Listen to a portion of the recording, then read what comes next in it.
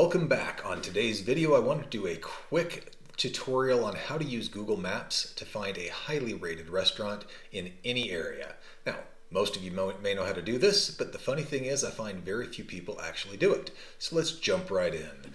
I have a map up here using Google Maps at maps.google.com, and I drove down to Salt Lake City, on the map of course. So I did this actually recently when I was in Salt Lake City, and I wanted to find a good restaurant. I was staying there for a little bit and didn't know any of the restaurants very well. So what I did was I went in and I looked for a Greek restaurant. Hit enter, and of course that brings up all the Greek restaurants in the area. Now that's not enough. What I want to do is find a few different things. So when you come in here to the filters, let me go back to this, there's a all filters button up here. If you click that, you can select a few different things. For example, you can select you want a $1 sign, and usually on like the mobile version, this will tell you what it is. It'll tell you maybe it's a $10 to $20 or $20 to $40. If you really want to spend a lot of money, you can click on the $4 signs, and that'll show you if there are any restaurants that qualify for that, and there are in Salt Lake City. But for the sake of this video, let's drop it down to $1 sign. We want to do 4.5 stars or greater, and I want things that are open right now. I don't want to wait till tomorrow morning or some other time. And here's what comes up. It shows you a whole list over here when you click the done button. And you can see on this side you've got a whole bunch of different restaurants. And what I look for here then is the number of ratings. So of course I look for the stars. These are mostly 4.6, 4.7, but I want to find who's highly reviewed. And the more opportunities people have to review them, the less likely you are to deal with people who paid for reviews, because yes, that's really a thing. And you find places that you may actually want to go. So for example, this one right here, the Other Place restaurant, says it's Greek, 4.6 stars, 2,160 reviews.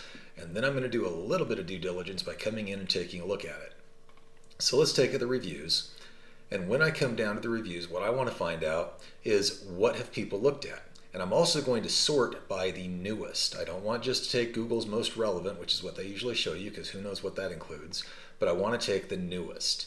And then I come in and I start seeing reviews from actual people who reviewed this 2 days ago, a week ago, a week ago. And if I look at the different people, for example, this person has one review they've ever left. Well, that may have been paid for, or they may have just really liked it. Hard to say. This person has given 31 reviews. This person has given 8 reviews. So these are people that do this a lot, apparently, or at least more frequently. And as I start going through, I start seeing that people actually seem to really like this restaurant. By and large, most people's reviews are good, and there's again multiple reviews by these people, local guides. This person's given 481 reviews, so I'm starting to like this, and at that point I'm going to go into this restaurant again a little bit more online, and I'm going to look at what they offer, because most restaurants now allow you to either see their menu, they'll have a website, theotherplacerestaurant.com, that you can go to. You can look at some more information about this by clicking the at. A lot of times they will have photos of food that people have uploaded. For example, in this one, you can just click on the photo, see some of the foods that people have reviewed. If that looks good to you, then you may want to order. And again, in a lot of these places, unless you want to go in and sit down at the restaurant and order and have that experience, you can either go to their website or you can order online through one of the other services. In this particular restaurant, it says Uber Eats, and fees may apply. Or, and actually, let me go back to that. I'm sorry. Let's go back to order online. And if you click on pickup, it's not allowing me to do that. Usually it'll allow you to go in and pick up the restaurant, and your order will be ready generally by the time you get there.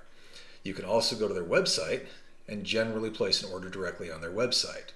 Now, something that I learned when I was in Phoenix not too long ago is a lot of times these services, the DoorDash, Grubhub, any of those type of services do take a good chunk of the order, and they make that as a profit. So you may pay the restaurant $12 a plate, and Grubhub, Uber Eats, or the other companies can make up to, I believe, 30 to 50% of that actual order. So sometimes, in this specific restaurant in Phoenix that I was talking to told me that they actually add that onto the order. So you would pay more if you go through a DoorDash than you would if you order directly from their website. Now, I've actually asked several other restaurants if they do that, and they tell me no. So it seems like it's restaurant by restaurant, but it's something to be aware of. So generally, that's a great way for us to find things. Now, obviously, word of mouth is the best type of way to find people, but if you're in a new market, a new area that you don't know anyone, this is a quick and easy way for you to find a restaurant, a mechanic, other services that may be beneficial for you to use. Hope this has been helpful. If so, please give us a like. If you like this type of content, do subscribe to the channel. And if you know someone who may benefit from it, please do share this video. Thanks for being here. We'll see you on the next one.